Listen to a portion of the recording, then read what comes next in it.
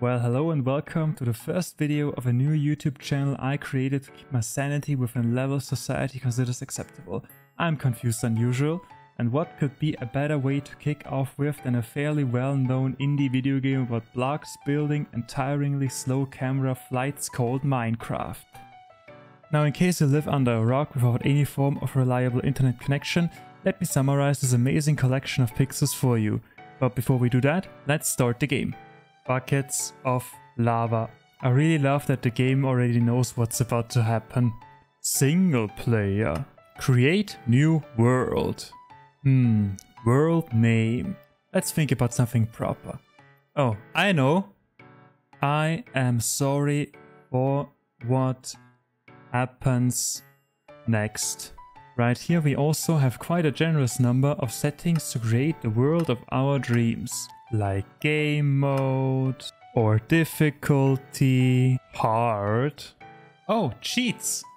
Now usually cheats are pretty fun in every game, but this is a we mess around as much as we can experience, so no cheats, or fun, or enjoyment allowed. And of course, more world options. ... Like a seed for the world generator, which is definitely the most interesting part. We simply add a value or a text and can curse the world even before it started to exist. But what would be a fitting seed? What about I am sorry for what happens next? In one word. Yep, that's fine. Create new world. And here we are. In the middle of nowhere. As the world slowly materializes around us. This is us. A floating strange bar of hazelnut chocolate, perhaps. I feel so immersed. While we let the game build itself up, let me explain what Minecraft is all about. Minecraft is an anime isekai game with strange cubic shaped graphics where we get dropped off into a strange world with the one and only goal to defeat the arch enemy of 90% of all Minecraft players, redstone wirings. And for those who don't know what an isekai anime is, I guess we just had a lifetime worth of hangovers in one night and don't know where exactly we are. For this video we'll work with the official description, of course. Let's look around and see what we'll find. Well, would you look at that? That looks like a big, beautiful, lush and healthy forest. And with all of that, I first and foremost mean vulnerable and unprotected. Let's get over there. Ow! There we are. It got even more beautiful once we got closer. Furthermore, Minecraft is all about resources and building, and for building we need resources, like wood from this until now innocent tree. And with just a few punches and some millimeters from our fingernails, we can gather a nice and perfectly square shaped oak log. As you can see, the tree really doesn't care about the basic physical concept of gravity, so we won't either, and get directly underneath it to get the rest of the oak logs. Although I'm pretty sure the remains could turn us into an unrecognizable pile of minced meat once the tree remembers about said gravity. And we are done with this tree. It gave us a nice collection of 5 oak logs, which is far from enough to fulfill our dreams. Time to get to the next one. And the next one. And with a little bit of time, patience and the sacrifice of our fingernails, we can transform this into this. Look at all the space we have now. I didn't chop any tree on the other side of that river over there, since it's not my responsibility. The question is, what are we going to do with all of this? How about we start with the basics of crafting. In the end, this game is called Minecraft. With the simple press of a button, we can open our inventory, which is full of wood of course, and gain access to our crafting area. Once we add the oak logs, we can turn them into planks. Presumably with the edge of our hands since our fingernails are already out of commission. For 1 block of oak logs, we get 4 blocks of planks. What a sweet deal! Just let me throw some of that extra wood on the ground to make some space in our inventory. This is some extra wood I couldn't fit into my far too large inventory, by the way. On the other hand, the fact that we simply run around with an entire forest worth of logs in our pockets is extremely hilarious to me, for some reason. Anyway, there's more. Planks can be further manufactured into this item, a crafting table, which expands our crafting area to a whopping 3x3 area. Now we don't have to hold our logs anymore, we can just put them onto a surface specifically made for that purpose. Next up, when we add planks to the outer ring of the area, we get a chest, useful for storing all of our wood. Just give me a moment. Stupid tiny inventory, stupid wood, stupid trees, stupid swollen fingertips. Now that this mess is taken care of, it's finally time to store our logs properly in wooden chests. As you can see, I made quite a lot of them and built a bridge over this rift for absolutely no reason.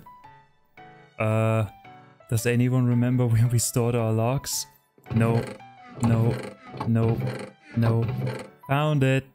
Aside from logs, trees also give us some other useful items, like little baby trees, also known as saplings. I haven't quite figured out their purpose in this game yet, but I'm sure they have one. And sticks, which I assume are supposed to be branches. And apples, very healthy. Sticks are actually pretty useful. This recipe, consisting of 3 planks and 2 sticks for instance, let us craft a wooden axe, which is good for chopping wood. Well, now my fingertips died for nothing.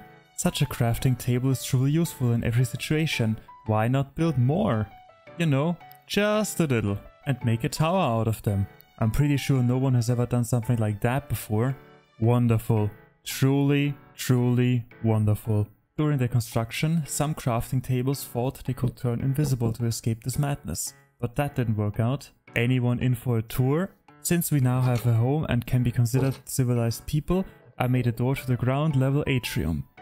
There isn't really anything here but this pillar, I just wanted to show you. Welcome to the level 1 storage and crafting area, complete with many empty chests and its own dedicated crafting table. After that, we have our level 2 personal area, with some personal chests and a personal crafting table, in case I would need one. You never know. And last is the top of the tower, or as I call it, the room. It might look like a completely harmless room, but it's quite easy to get lost in there. Ah, help me! I can't see anything but ready to use tools! Now that that is all settled, let's continue our journey. This recipe, consisting of 1 plank and 2 sticks, will give us a wooden shovel, whereas this recipe, consisting of 3 planks and 2 sticks, gives us a pickaxe. And this is where the real fun begins. While the shovel is unbelievably efficient in relocating dirty dirt, the pickaxe has no problems breaking stone. Which I guess should be harder than wood?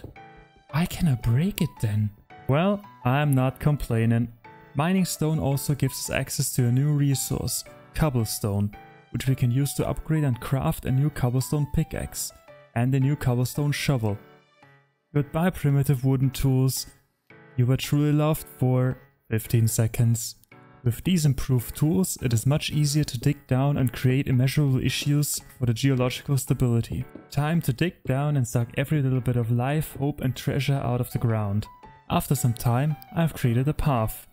Also don't mind me hitting my head on the ceiling as I stumble down these rock-hard stairs. Ow, ow, ow, ow. At the bottom I've set up a small base camp, of course completely made from crafting tables, a lava pit, some chests and a dedicated crafting table, just in case. Once again the crafting tables show their advantages over normal wood, since they don't burn from the lava. On the other hand, it can't be too hot lava because my skin is not melting off my body from standing directly next to it. You also might have noticed this untouched stone wall. This is where we start digging and hope for precious new resources. First and foremost, the diamond. This won't take very long. Didn't at all. It only took me all the strength I had in my biceps and a quarter of my sanity to finish this giant empty space underground. I'm pretty sure this won't have any long-term effects on the surface. Let me show you all the riches I have found. First of all, we have sweet gold, this strange blue, whatever it is, some red materials that start glowing once I touch them. I'm not a geologist, but even my remaining sanity tells me that stones that start glowing upon being touched should be avoided at any times. Some more gold, and the reason we did that journey in the first place. Diamonds. There's a problem though. Diamonds can't be mined with a stone pickaxe. Apparently my stone pickaxe happened to be so hungry that it just swallowed the rock entirely. Wanna see it again? Yep, no diamonds.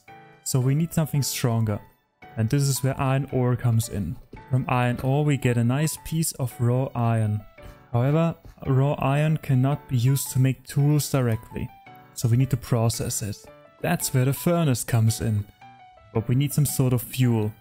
As it turns out, having a furnace placed directly above hot lava isn't enough to smelt iron ore into iron bars. But what could we use? I've got an idea. Let's head back up. Speaking of heads... Ow, ow, ow, ow, ow. I'm pretty sure you remember those baby trees. I might have found out their purpose. Does anyone remember where we put them? No, no, no, no. Found them. You are coming with me. Ow, ow, ow, ow. Now we put that in. Yay, it worked! What an efficient way of melting ore. With those ingots we can finally craft ourselves a nice iron pickaxe. And you know what that means. Buy stone pickaxe. You were loved for at least 22.75 seconds. Time to mine some more resources. Gold, that odd blue stuff, that potentially dangerous stuff, and of course diamonds. What a glorious operation it was.